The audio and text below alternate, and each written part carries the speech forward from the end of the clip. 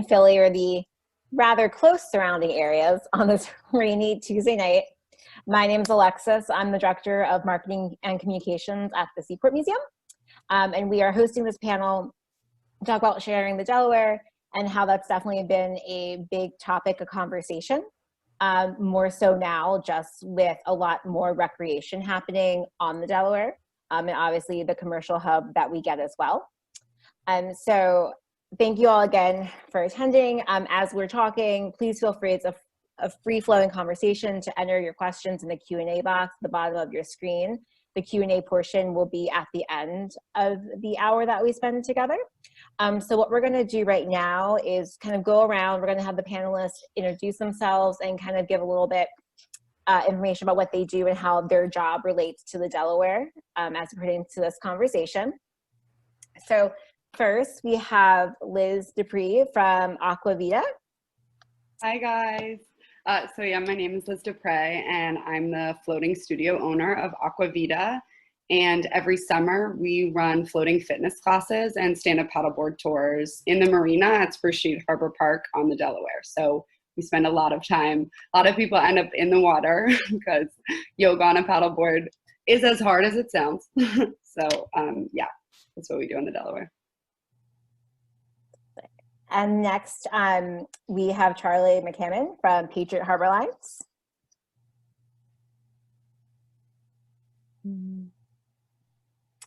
Always muted. Yeah, Charlie, we're having difficulty hearing you.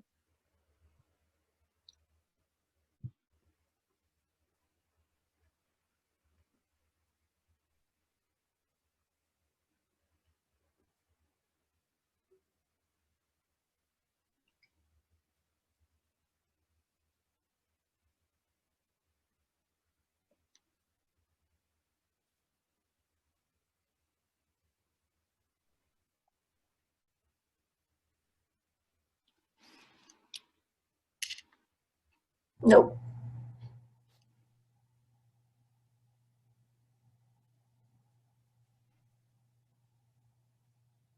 Okay, we'll come back to Charlie. Let's go to Todd Pride, who is the lead coach for the Mid-Atlantic Youth Anglers and Outdoors Partners Organization.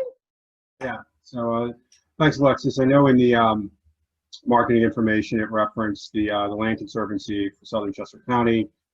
So actually for the previous almost a year and a half, I've been stepped in to manage that organization, which was a partner organization for the Mid-Atlantic Youth Anglers organization. So I'll reference Mid-Atlantic going forward. Things have become so busy with the work of an interest in fishing and boating and the outdoors that you know, the Mid-Atlantic organization is kind of moving back out independently. So I'm transitioning from managing the Land Conservancy back over to an organization I formed 12 years ago, and we're going to be expanding. Actually, we have a new announcement coming out soon with kind of some new branding. But so I formed the Mid-Atlantic Youth Anglers in 2008.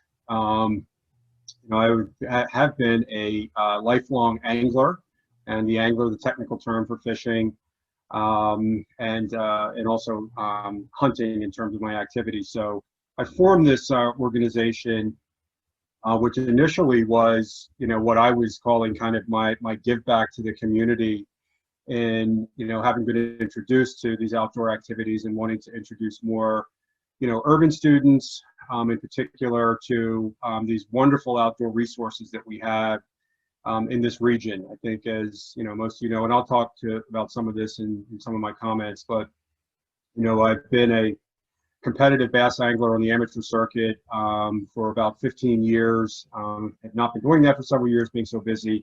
So I was really immersed in elements of fishing that many don't get the opportunity to do, but wanted to share that kind of information, and just the level of study of water and weather and everything else that impacts fishing. So I'll talk about that in some of the questions, but really happy to be a part of this discussion about sharing the Delaware. I am not one of those that feels that it should only be for 1, 2, or what have you, or just keeping people away, other than just the safety of the water, and that not necessarily meaning not sharing it, but just being more cognizant of all of the, demands and factors. So, I'm happy to be here, and you'll hear from me about just, how much more popular the Delaware has become during this COVID period. So I appreciate the invitation to be here as part of this panel.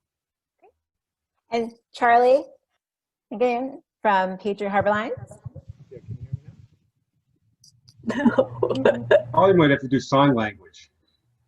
I don't know what's going on. Oh, there you go. We can hear you now. Yeah, so I guess there's a delay.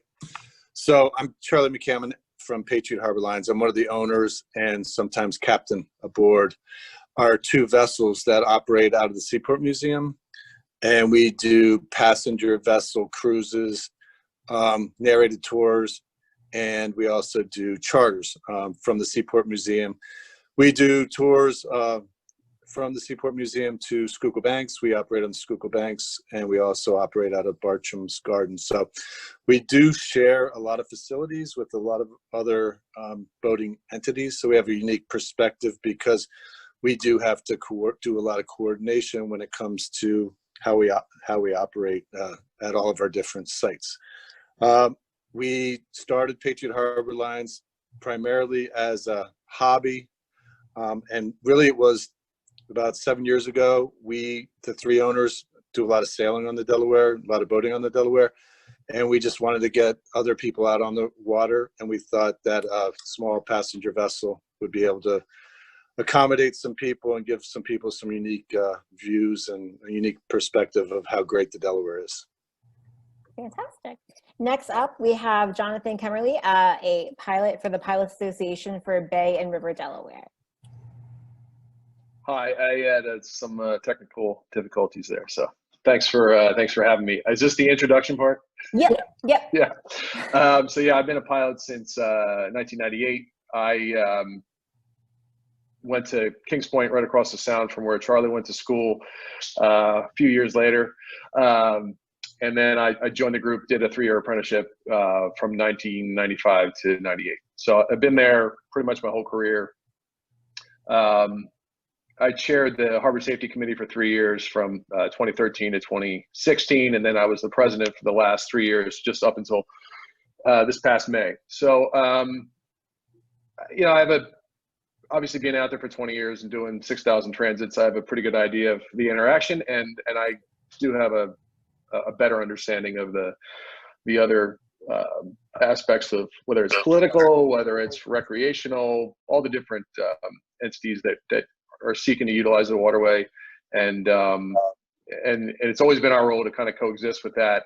It's always been challenging to sort of communicate what our safety concerns are, but at the end of the day, we can't do our job unless we coexist with everyone else. So it's I'm glad to be here, just in hopes that we can maybe we can communicate some of our concerns in a forum like this. And I think a lot of this stuff's just simple. It's making people aware of what commercial traffic is, where it moves, how difficult it is to stop a ship, and if we can just do that, that'd be great. So thanks for having me.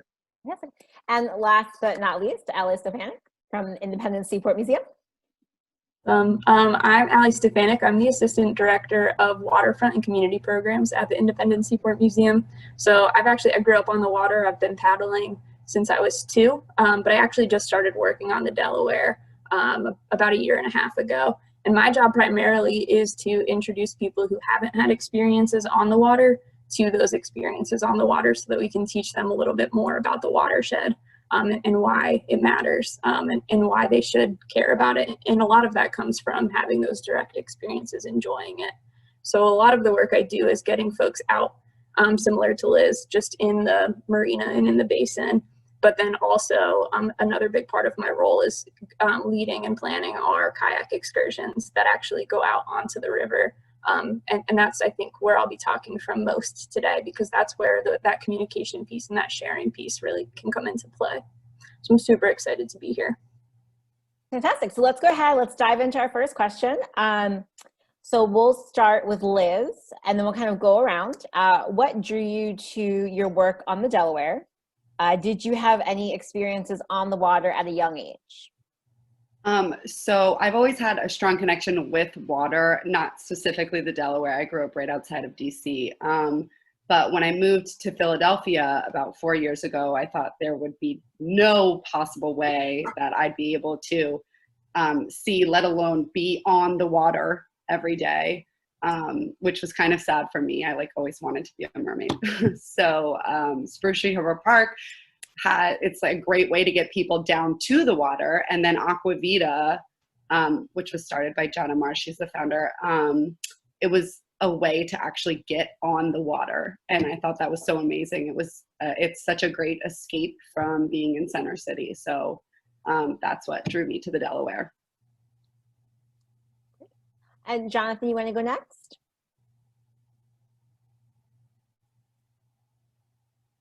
I was still on mute. Oh. Yeah, I don't really have a background on the water. My decision to go to Kings Point just grew out of, it was a great opportunity. I thought it'd be a chance to travel around the world. I thought it would be a challenge. And so that's the direction I ended up going. And then obviously graduating from there and going to sea. And I was fortunate enough to obviously be from this area. I grew up in Westchester. So I had some people I didn't know I knew. And I was in the right place at the right time. The association at the time needed, there was a lot of retirements, so they needed new pilots. So it was a tremendous set of circumstances that sort of led me to this job. But no, I don't really have any background. I mean, I was on a boat in the Chesapeake one night with a family friend, and we were in a squall, and that sort of set the tone for everything. But no, I don't really have a background in it, but now, like I said, for 20 years, I've been there every day and seeing all the different aspects of it. So it's exciting to see the waterfront sort of expand and all these different users and the challenges that come along with that. But that's how I ended up here. And how about you, Charlie?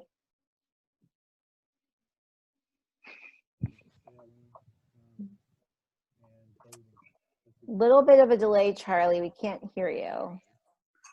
Can you hear me now? Yes, perfect. Thank you. Yeah, it takes a second for it to kick in. So I grew up in Annapolis, Maryland, and my father was in the Navy. My grandfather was in the Navy, and we've always been on boats, and I've always been around boats.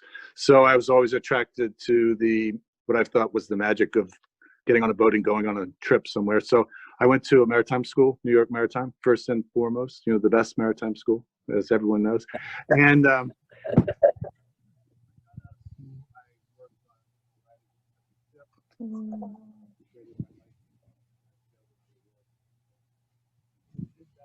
Lose him again? Yeah, I'm trying to see if it's anything I can Shoot. go. Okay. Yeah, can you hear me now? Yeah. Better? Yeah, I'm not sure why I'm getting muted. But so I think I left off, but I grew up in Annapolis. I've always loved the water. When I arrived in Philadelphia, I was a maritime attorney. Still hear me? A little bit. It sounds a little far away. If that makes sense. I'm gonna go get a house phone and try to. Okay. Okay. Sounds good. Be back. Okay, so Allie, you kind of answered this in your introductory remarks, but how about you? Yeah, so I did grow up on the water, and actually in high school I took one of those like career predictor tests that was mandatory, and it told me that I should be a harbor master. And being the rebellious teen that I was, I decided right then and there that I was never going to work on the water. And that didn't work out very well for me in the long run. But I don't have much of a professional career in terms of working on the water. Most of my professional career is actually in access, in college access specifically. But I did spend a long time, almost 10 years, opening up a lot of doors for folks around Philadelphia to access things that they're not normally used to, either being able to access or knowing how to access. And so when I got the opportunity to do that at the seaport, and combine that with one of my lifetime, joys and passions, I kind of jumped on that chance. And similar to Liz, I moved to Philly 10 years ago, and I thought I'd never be able to get out on the water. So being able to do that and help other people do that has really been incredible. And Todd? So I am using my virtual background to communicate part of my message, finding a different way than sharing the screen. So as I mentioned in my intro comments, I mean, well, one, I grew up here in Philadelphia. I actually grew up on the Schuylkill River side, of the city. And in the fishing activities that I, immersed myself into many years ago, and then wanting to share this opportunity with, students and families. Obviously it's hard to miss the Delaware River, but, having, grown up in Philadelphia, moved all around, I think the number that we quote is, Philadelphia is 37 miles of river, surrounding the city, from the Delaware over to the Schuylkill.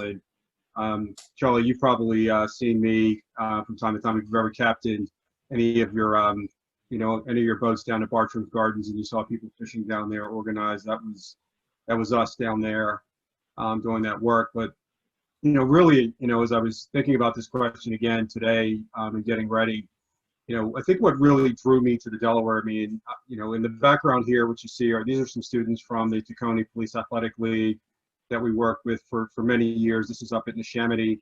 And, this is one of my favorite pictures relative to what I heard from, so many students at the Tacony PAL, which is a stone's throw from the river, and people, students that live. And you can see the picture is pretty diverse. I'm trying to see which way I move. Of these kids who grew up, and lived, less than a half a mile from the river, but never were at the river. I mean, and this is one of those experiences, from several years ago that we, introduced these students to. And so the opportunity to introduce students to this is what drew me to it. That initial background picture that I had, which I'll probably continue to go back and forth to, were a number of bass fishing boats. And that's how I've done my fishing for many years. But these are boats that were part of actually the largest bass tournament circuit in the country, brought their tournament to the Delaware, that I helped to bring to the city and manage back in 2014. So those are those boats right there. And I think the last, morning, evening back during that time. But the other thing that really drew me to the river is, what I think a lot of people know, and I think for those that fish, people think that there's no fish in the Delaware River. And, what drew me to the river is the opportunity to really elevate the story that we actually have this increasing healthy body of water that, provides, the opportunity for, whether or not you're a competitive angler or just somebody wanting to have fun. It is that kind of water, in addition to those big ships that we see moving through the water, often. So that's what really drew me to the Delaware River. Great. So I think, we kind of be remiss to not talk about the elephant in the room, which is COVID-19, and how we've definitely seen, at least I know from my perspective, a lot of articles being written by local reporters about how people can safely enjoy the waterways once places started to kind of reopen and lift restrictions. So as the pandemic presses on, recreational powerboat, kayak, and paddleboard sales have skyrocketed across the region. What is your biggest challenge when it comes to sharing the Delaware with other boaters, paddlers, and anglers? So Charlie, why don't you go first? All right, so can you guys hear me now? Yes. Okay, so our biggest challenge, I think we have two challenges. And I think the first large challenge is whether we have the infrastructure around Philadelphia to manage a lot of different users. So for example, really the whole city of Philadelphia has now just a few marinas, and there's so many different activities occurring at Penn's Landing that you have, you have to really stay well coordinated. And I think, it's just a problem that the city of Philadelphia and the neighboring areas have just never put the resources into the infrastructure that you need. I don't think we actually have enough Marine police out on the water. I don't think the Coast Guard is out on the water enough. And I don't think there's been enough education about safe boating in the area. So I do love to see all the people out on the water and all the new boaters out on the water, but I do worry that you have a lot of inexperienced boaters, and there's limited facilities and infrastructure and and the basics that you have in other big cities where you have a lot of boaters. And Jonathan, how about you? What are your thoughts? Yeah, I'd have to agree with what Charlie said there. I mean, working with the Coast Guard, closely, you have to respect the fact that their resources are thin, and they have a lot of other missions. So I'm sort of splitting that down the middle. Like I kind of understand where they're at, but I couldn't agree more. Like especially on busy weekends, and they know as well as we know when people are out there, when they're intoxicated, like when it's the most dangerous. And if they just increase the presence, then I don't think that would have been I don't think it would be a tremendous tax on them, but at the same time, I don't have to fund that. So, but yeah, I agree. As more people are out there, there's just more interaction. We haven't really seen any issues at all, but that's not to say there wouldn't be. And we kind of know when it is. It's usually summertime. It's usually weekends, and we're sort of on heightened alert during that time. So, aside from that, everything else is sort of in-house, us just dealing with the pandemic, getting boarding ships, but fortunately the Coast Guard handles a lot of the screening. So we sort of know what we're getting into before we get there. So no, we haven't really noticed any significant increase, but at the same time, I could agree with what I said. I mean, there's not a whole lot of presence out there of anyone really policing anything, to be honest, from our point of view. So it's more to just sort of playing defense than it is. But like I mentioned earlier, that could fall on us too, because the educational piece, who's that going to come from, I guess? And if it's not a group like this or us or someone else, and it's not coming from the Coast Guard, so it has to fall on somebody. So I think there's just not enough accidents or high profile things. I think there's duck boat incidents, which bring a lot of attention, but after that, it sort of fades into the background for the news cycle. So. And Allie, what are your thoughts on it? As someone who takes kayakers out onto the water, like you mentioned in the excursions at the seaport. Yeah, I mean, I think Charlie put it perfectly in saying that our biggest challenge is really just a lack of resources for everybody. I think that it's really challenging to have to share really tight spaces on the river, especially with the closure of some marinas. Meaning now, at Penn's Landing, we're kayaking. We've got the swan boats going. Patriot Harbor Lines is rolling. Spirit's right there. Aqua Vita's paddle boarding. We're like all doing this in this tiny space, which is incredible. And it's been working. But then you also have new boaters who are recreational boaters who are coming either from marinas that have closed or who are, we've seen a lot of like transient boaters. I don't have the data on it, but it feels like sort of anecdotally more than what we've seen in the past, who aren't as familiar with some of the activities that are happening in the marina, who then, because they're forced into this tiny space, because that's what's left, have to like quickly adapt. And I think when we have a plan and we all can communicate and we all understand what's happening, then, it works really well as it can. But when we introduce, new elements or new folks who don't necessarily know what to expect, or who are, maybe not new to the water, but new to the tightness of the space, then it can be a little chaotic and it can be a little nerve-wracking if they're not willing to quickly adapt and to communicate with us. Because I think something that, we've been trying to do and what we've been trying to do better is be open to communication and to like constantly be on VHF so that we can communicate, but that expectation, professional boaters, are able to be contacted and are pretty receptive, but it's the recreational boaters who don't necessarily carry radios or don't know how to properly use it because they don't have that education piece that I think make it a little bit trickier. And I think it's a really great question, right? Like, whose responsibility then is it to start educating some of these recreational boaters, especially as they come out onto the water for the first time? And Liz? So we actually just stay in the marina, kind of like the duck boats. The paddle boards can't really handle the Delaware. So when there are things like the kayak tours, we didn't really have any interference with the duck boats this summer. But like the kayak tours, that's not really a huge deal for us, but it is a little nerve-wracking when new recreational boaters come into the marina. And, we have a lot of people that are trying out paddleboarding for the first time ever. And they're not, you know, quick with the paddleboard. It's hard to maneuver, especially when you're just learning. So it can definitely get a little scary, a little dicey if there's a new boater that doesn't actually have a spot there, who doesn't, sometimes I'm a little bit confused why they're coming in the first place, because they come in and turn right around. But yeah, so I have noticed that with the new boats, and I think I did hear that there were a few marinas that had shut down. So with the recreational boats, it seemed a lot more present this summer than last. But when it comes to like the swan boats or the kayaks and stuff, like we don't really like interact with them that much. And we also this summer we had like a few off times we would like do classes either really early in the morning or like mid work day. So it worked out nicely that we wouldn't be crammed with other boats. And Todd, what do you think about the ability to like, or the challenges really to be able to kind of share it safely? Yeah, I think all of you hit on the words that I wrote down just, you know, when we started this, which is rules of the water.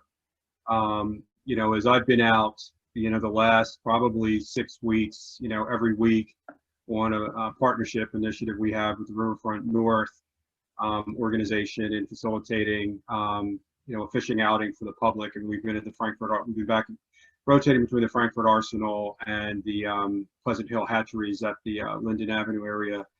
And, you know, I've seen, I think as many of us have seen, you know, the number of jet skis and others that are, you know, just constantly, you know, just ripping and running, you know, back and forth. But it also has me thinking about, to a point, John, you just made, that I've seen for several years, which is, you know, we don't have a lot of policing. And Charlie, you started this out in your comment.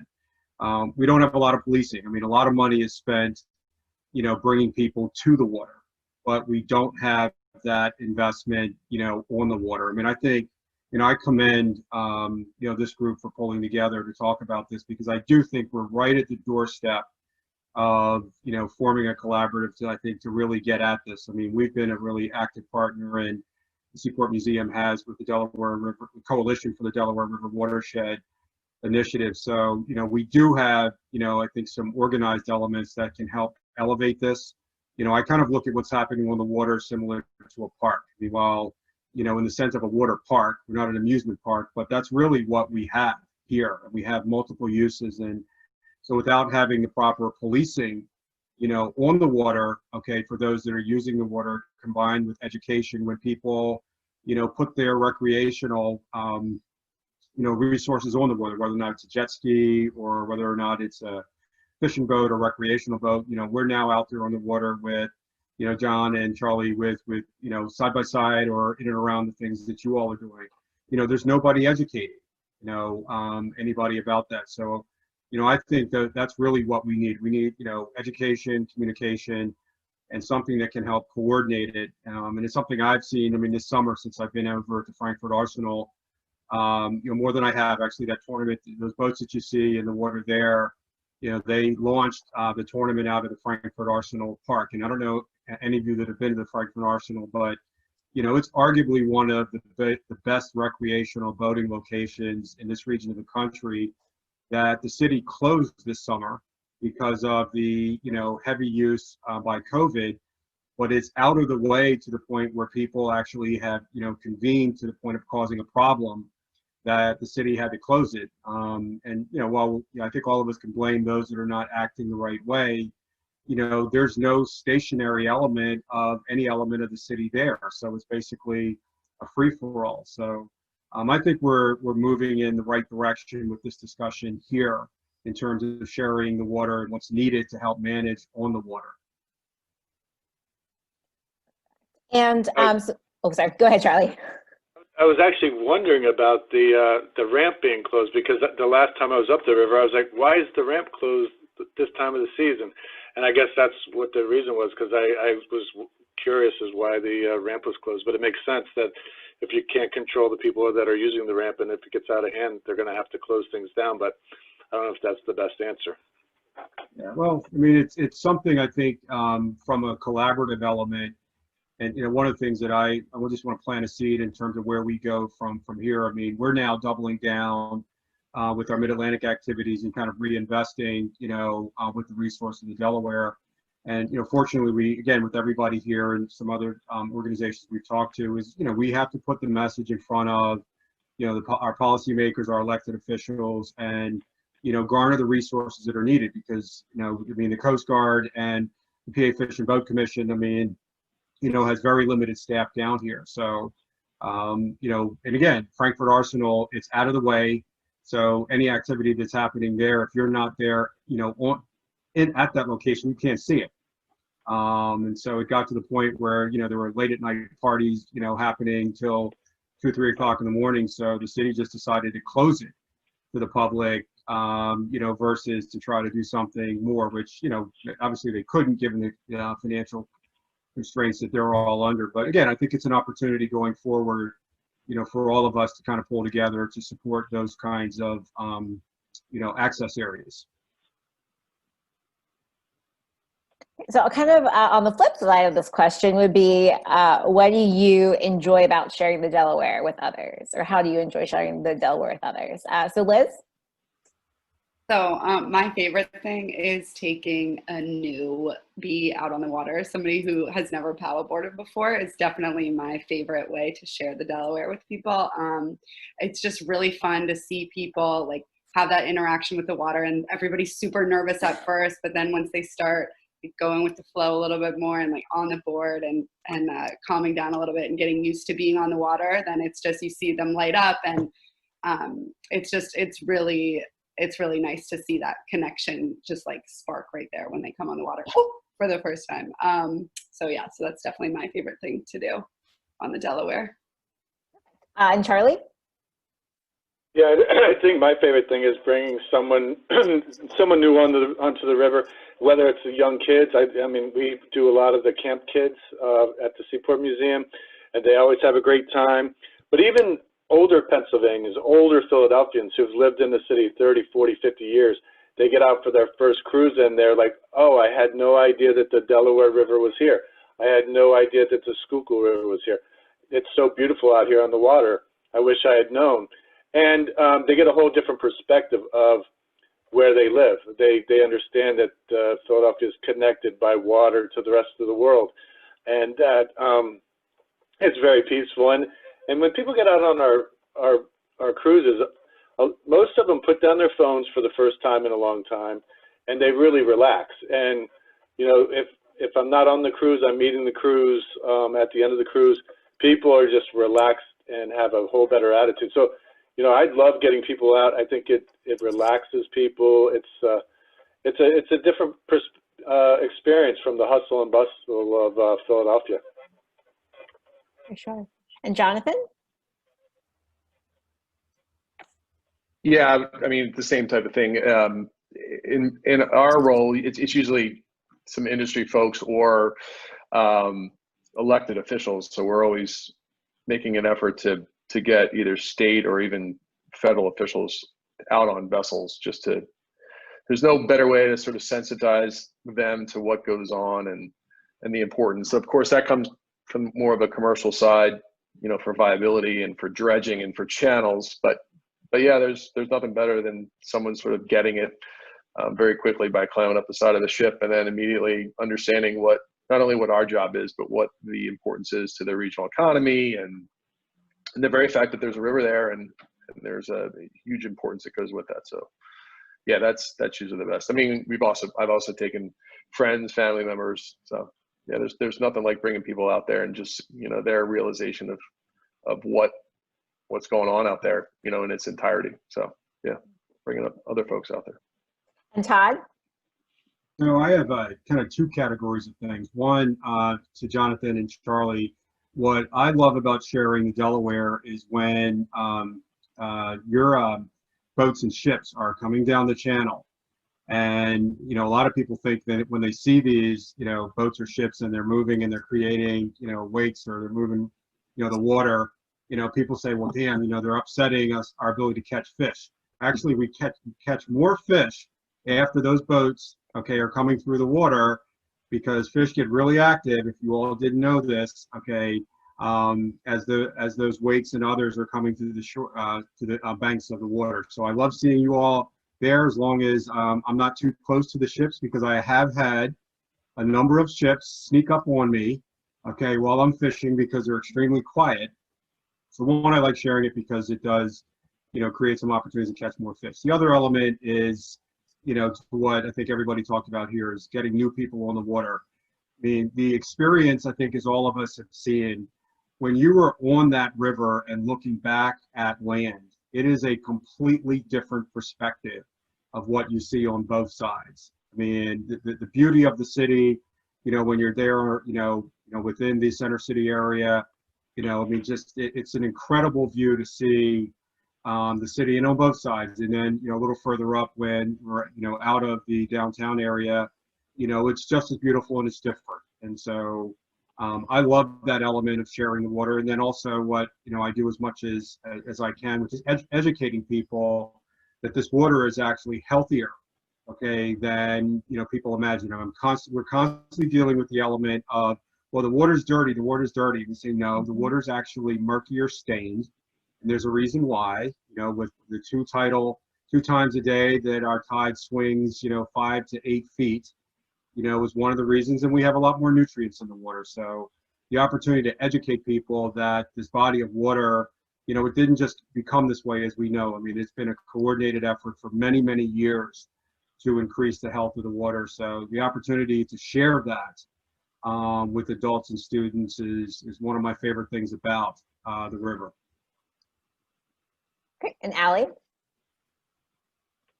Oh, and I totally agree. I think the easiest, most joyful part of introducing folks to the river is, that little kid or even that grandma who is really nervous and then gets out there and realizes this is the best thing they've ever done and can't wait to do it again.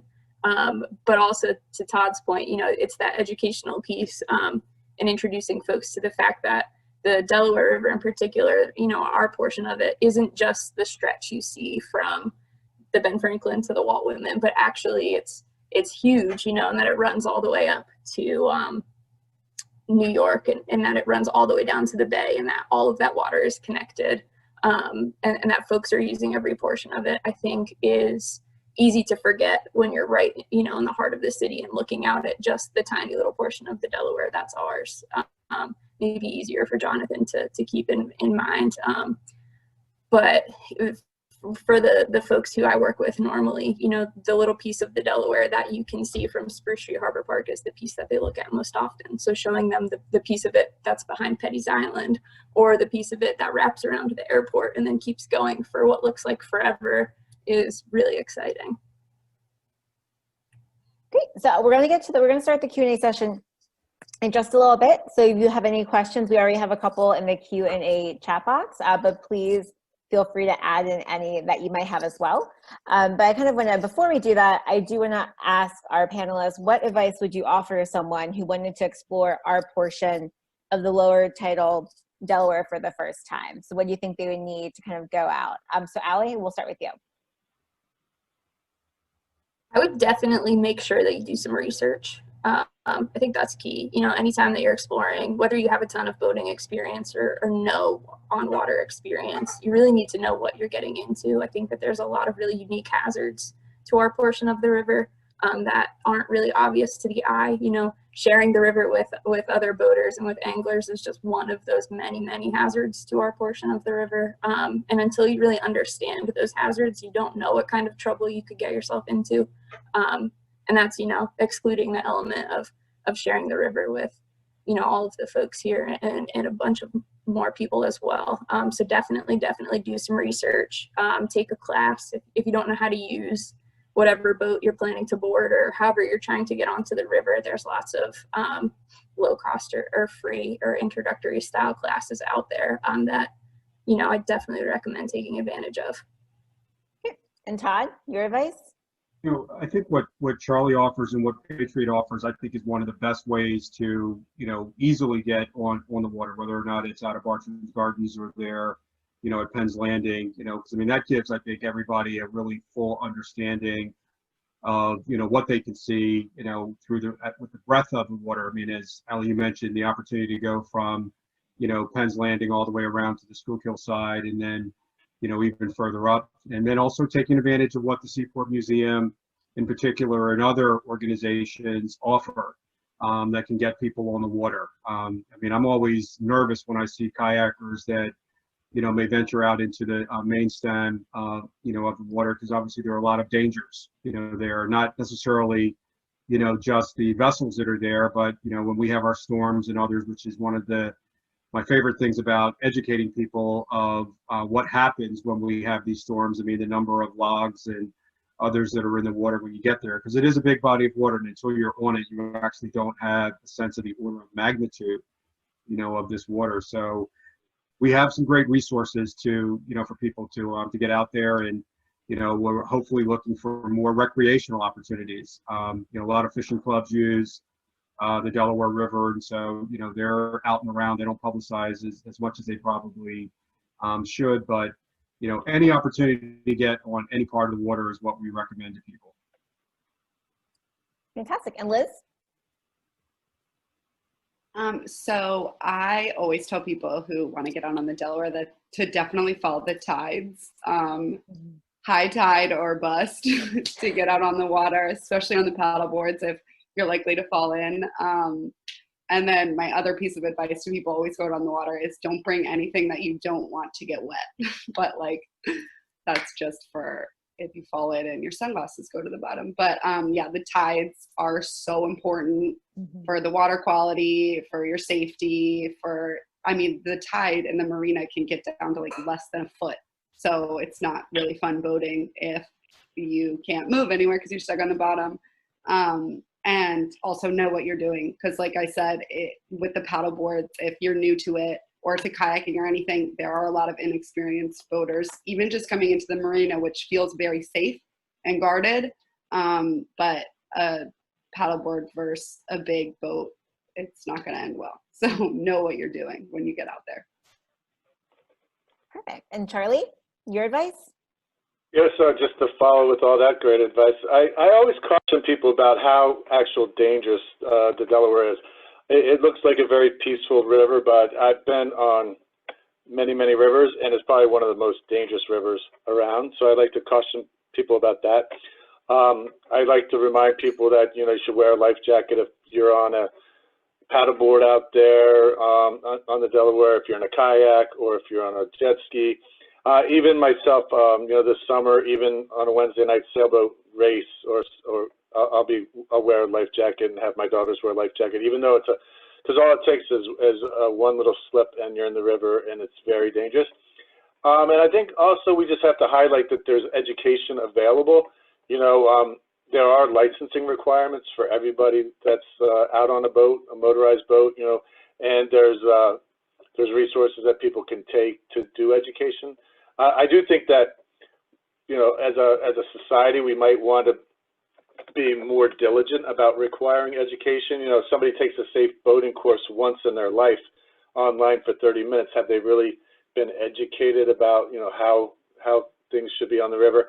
You know, the pilots and any professional mariner has to be continuously educated and renew their licenses and renew their qualifications. So, you know, that's something that we might want to talk to politicians about. Or, you know, I'm not keen on a lot of regulation in boating, but I do think people should have basic boating skills, a basic boating course to understand what the dangers are and what the safety precautions are, and what they should do in an emergency. So that's what I think. I mean, I don't want to.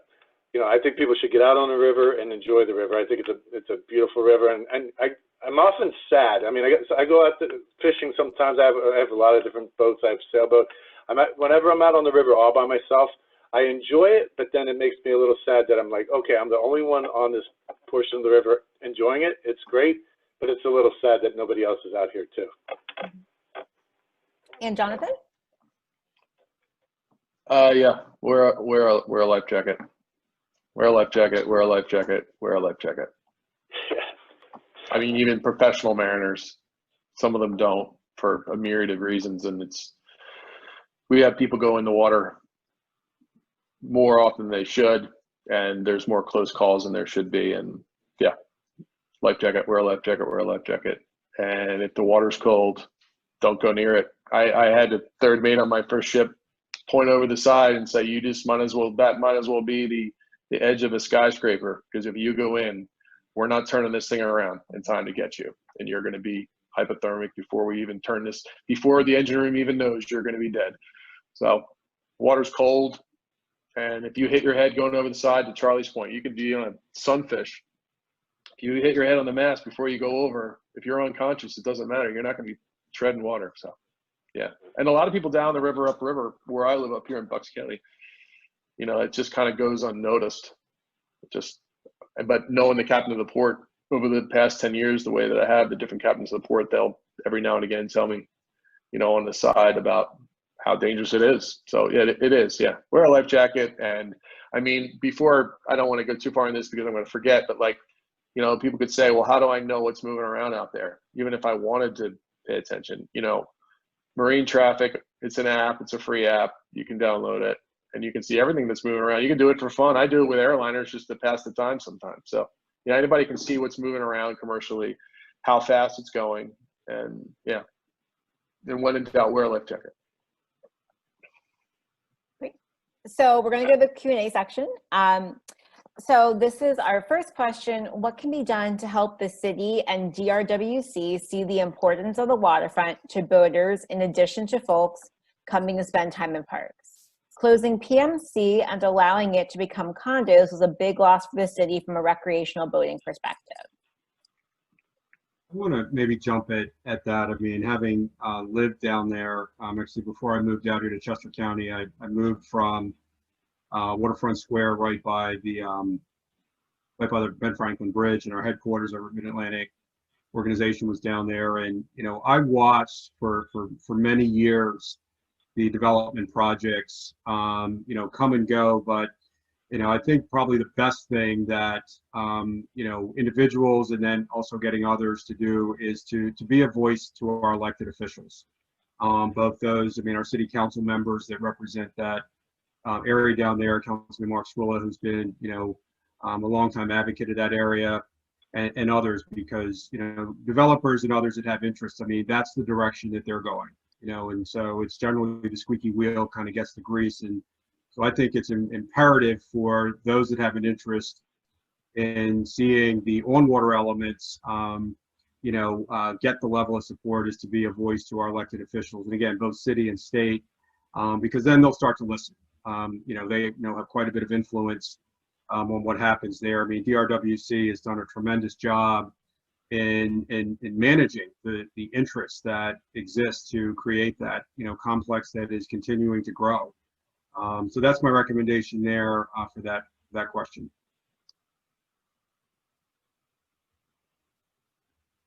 Yeah, I would add that I reiterate that it's important to talk to the politicians, but it's also important to talk to the businesses. So, for example, Brandywine, who has been developing the Schuylkill River, you know, we've gotten them out on cruises, and they've seen, you know, what that added element of having boaters out on the river looks like.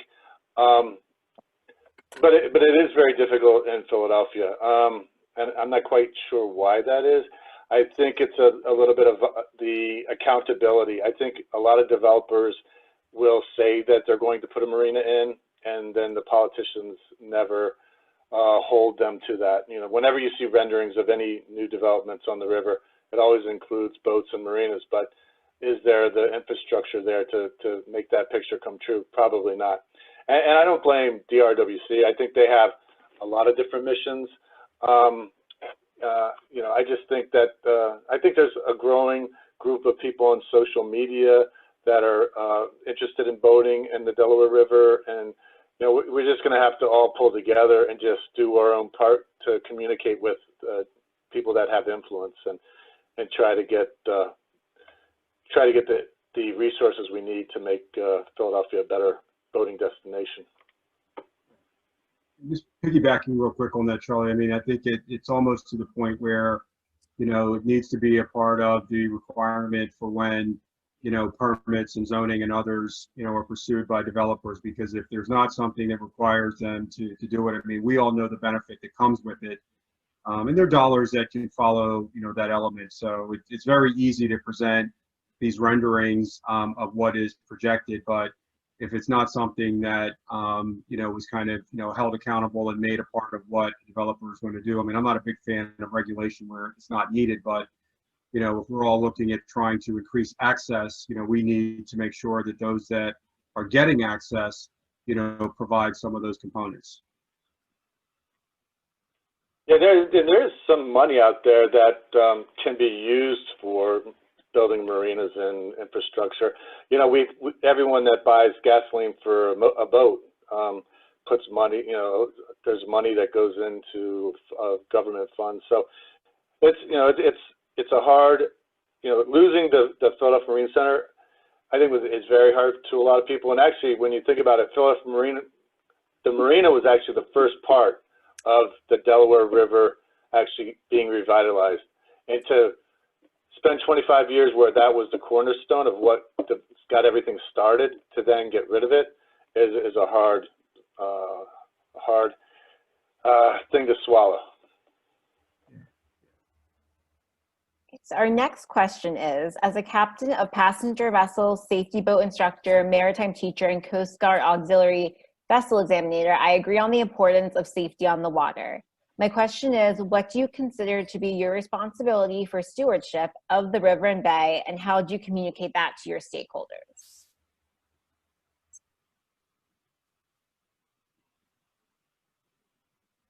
I could jump at that a couple ways, but go ahead, Alan, you're going to say something? Oh, I was just going to say, I think about stewardship a lot whenever I'm bringing folks out on the water, and I think about it really in two main ways. And when I think about my stakeholders, I think of them primarily moment, and then how they go on to lead their lives as citizens of Philadelphia or their surrounding area. And so I think about really how I can teach them very quickly about the watershed and how the water in their house is connected to the water that we're, exploring. And I think about empowering them in terms of their safety, especially with my kayakers who are going out on the river with me for the first time, to maybe on their own reach the conclusion that they're not quite ready to do this by themselves yet. I think those are the two most important things that I can do, that I try to do with everybody that I take out on the river, is to realize how dangerous it is and to realize how connected to it we all already are. I'm going to throw this in, Allie, just kind of piggybacking on some of the work that you do.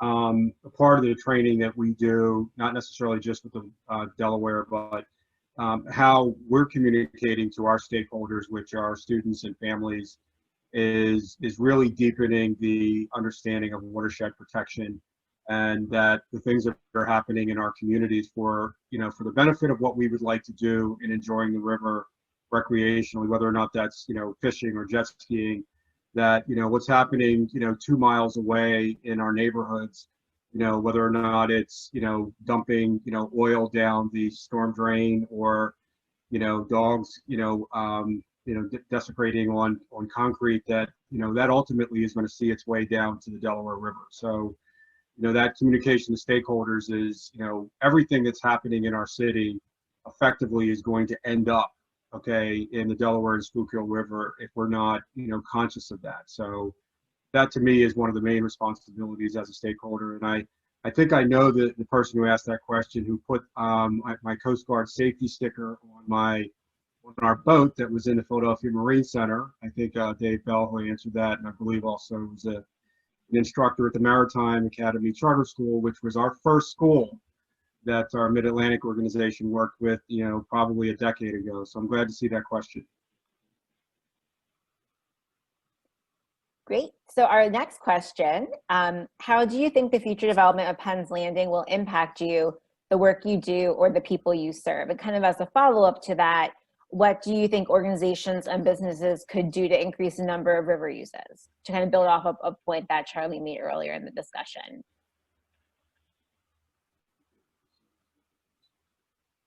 Yeah, we're trying to sort of think in the future of how the Penn's Landing development will affect us. over the last 7 years, there's been more and more people using Spruce Street Harbor Park, more and more people at Penn's Landing. And it's a, I hate to see something change that's been really working for 7 years, but I understand why they want to change. So I'm hopeful that it's going to just make everything better. And I think the more people that come down there and question, oh, why can't I get on a boat? Why can't I keep a boat on the Delaware? Why do we have all of this real estate that's on the river, but we don't actually get out on the river? I think it's going to help, but it's always a difficult proposition because you're worried about, okay, where are our passengers going to park? Are they going to be able to get here during the construction and that sort of thing? But the nice thing about a boat is you can always change where the boat operates. So unfortunately for the Seaport Museum, they're at the Seaport Museum for now, unless they get the Olympia underway, is a stationary place. But we could always run cruises from anywhere. We could go. I'm really excited about what's going to happen at Petty's Island. We're actually taking a bunch of politicians in 2 weeks from Wiggins up around the back end of Petty's Island to sort of give them, these are senators, politicians that on the Camden side, it seems that they get a lot of this stuff. That what will happen at Petty's Island will be completely different from what happens in Philadelphia. So that there's opportunities there for boaters and for people to get out on the water and for there to be programming there. I don't like to say, I think Philadelphia will always be our home, but it's not easy being in Philadelphia either.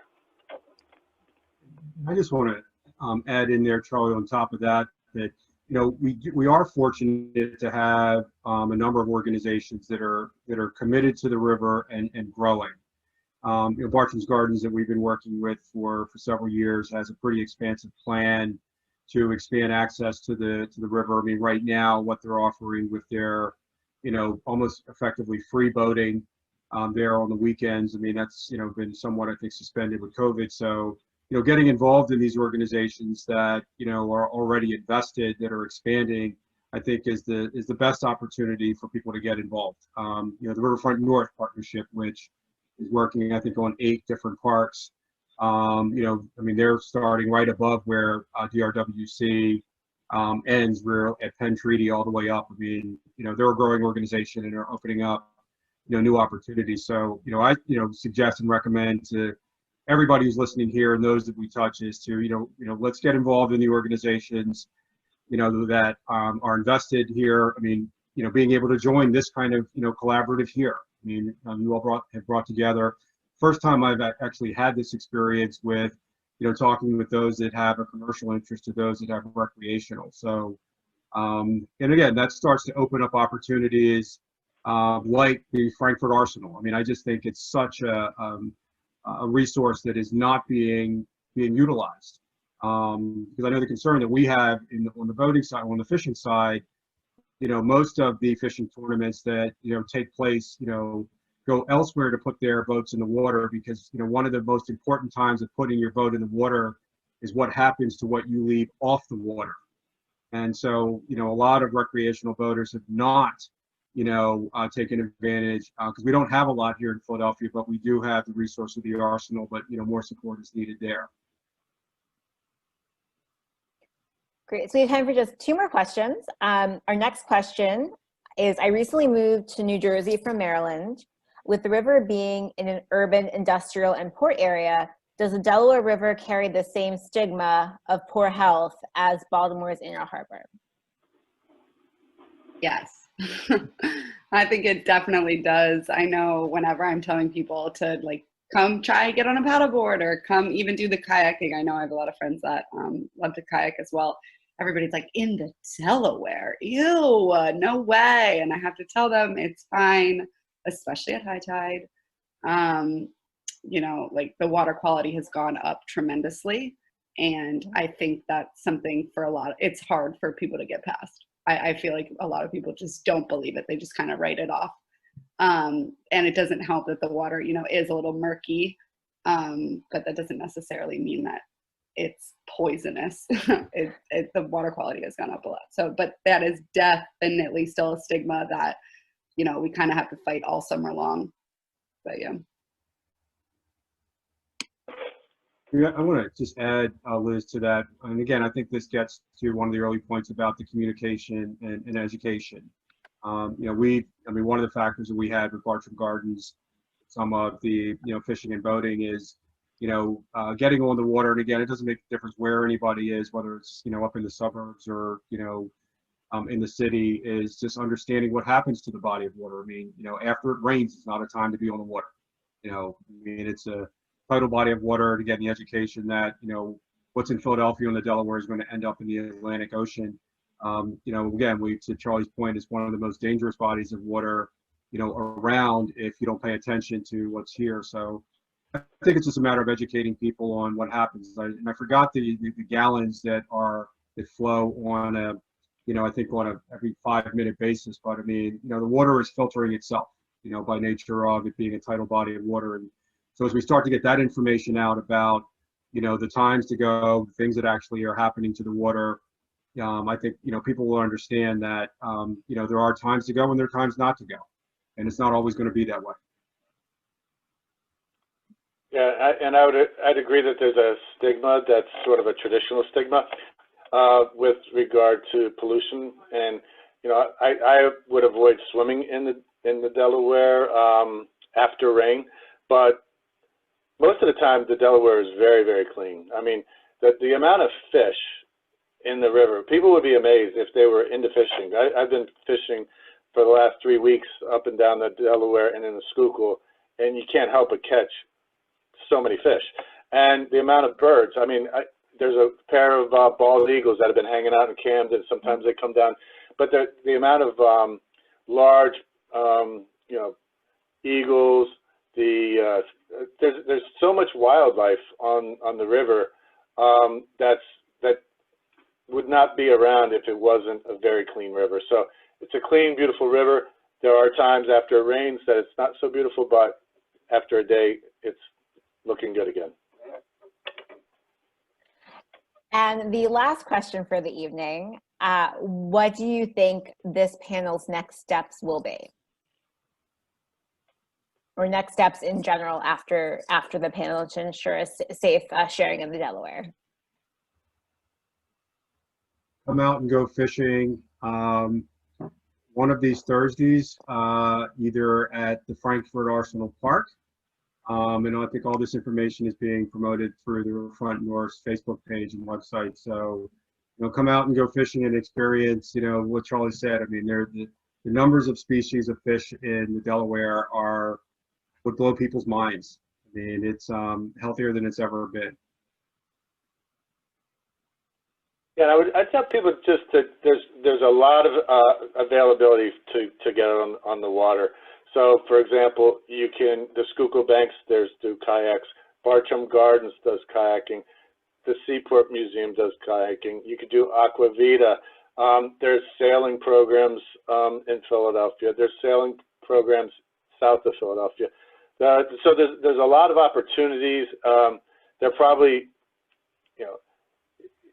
it's not a weird community, but it's not all cohesive community where we always do everything together. But there are times throughout the year, and traditionally during the Delaware River Fest, or which used to be called Coast Days, we do all get together. The Coast Guard gets together, all the different stakeholders get together to have an event. So I would hopefully next year, this time of year, we're able to have our Coast Day event, and maybe between now and then, this group can get together and collaborate. I really think that's what I'd like